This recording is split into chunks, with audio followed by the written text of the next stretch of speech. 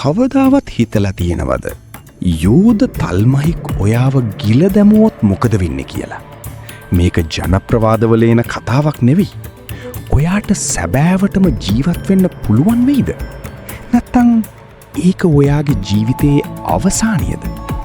අපි අද මේ අභිරහස විද්‍යාත්මකව විමසා බලමු. මුලින්ම අපි තේරුම් ගන්න ඕනේ තල්මසුන්ගේ හැඩරුව. නිල් තල්මසා ලෝකේ ඉන්න විශාලම සත්වයා වුණාට උගේ උගුරේ ප්‍රමාණය මිනිසෙකුට ගමන් කරන්න බැරි තරම් ඉතාම කුඩයි. ඒ නිසා නිල් තල්මසෙක් ගැන බය වෙන්න දෙයක් නැහැ. නමුත් ස්පර්ම් තල්මහෙක් කියන්නේ වෙනස්ම කතාවක්. උන් දඩයම් කරන්නේ දැවන්ත දැල්ලන්න.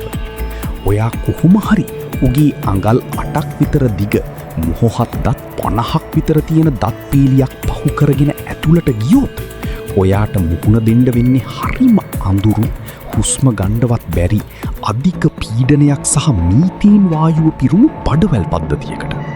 දැන් හිතන්න ඔයා ඊ අඳුරු බඩවැල් පද්ධතියේ ඉන්නවා කියලා. එතන තියෙන හයිඩ්‍රොක්ලෝරික් අම්ලය සාමාන්‍ය දෙයක් නෙවෙයි. ඒක ඔයාගේ සම විතරක් නෙවෙයි, අස්ථි පවා දිය කරන්න පුළුවන් තරම් බලවත්. තල්මසුන්ට ආහාර දිරවන්න තියෙන අම්ල පද්ධතිය කොතරම් ප්‍රබලද කියනවා නම් ඒක ඇතුලේ මිනිසෙකුට තප්පර කිහිපයකට වඩා ජීවත් වෙන්න බෑ.